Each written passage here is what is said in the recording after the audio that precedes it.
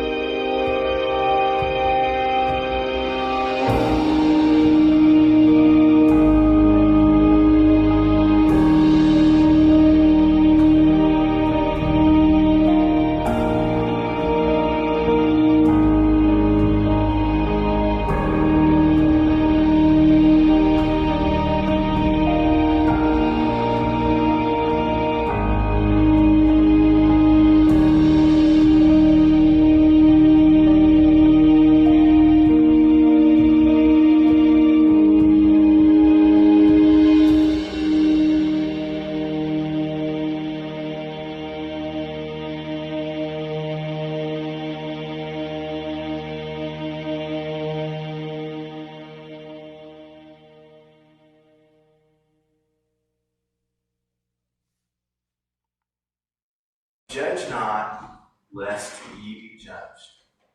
Now, they may not know about anything else that Jesus had to say, but they do know he said that. And the reason people remember that comment is because they get very uncomfortable with other people judging who they are. In fact, our culture is so troubled by the idea of being judged that we have several proverbs that warn us about it. You may know some of these. Don't judge a book by its cover. Right? God doesn't propose to judge a man until he's dead, so why should you? Only God's in a position to look down on anyone. And of course, God himself said over in 1 Samuel chapter 16, he said, man looks at the outward appearance, but the Lord looks at the heart. And you see, what makes this worse is that most people who quote this verse actually end up misquoting it. Now think about that. Do you realize you can parrot exactly what Jesus has to say and still misquote him? And you think, well, how on earth can I do that, right? Well, you can misquote him by not quoting everything. I believe in the business they call that soundbite. And that's what we've taken here. Judge not, lest you be judged is the soundbite of what Jesus was actually talking about. For example, just a couple of sentences after Jesus says, judge not, he goes on to say in verse 6, don't give to dogs what is sacred, and don't throw your pearls to pigs. And if you do, they may trample them under your feet and turn and tear you to pieces.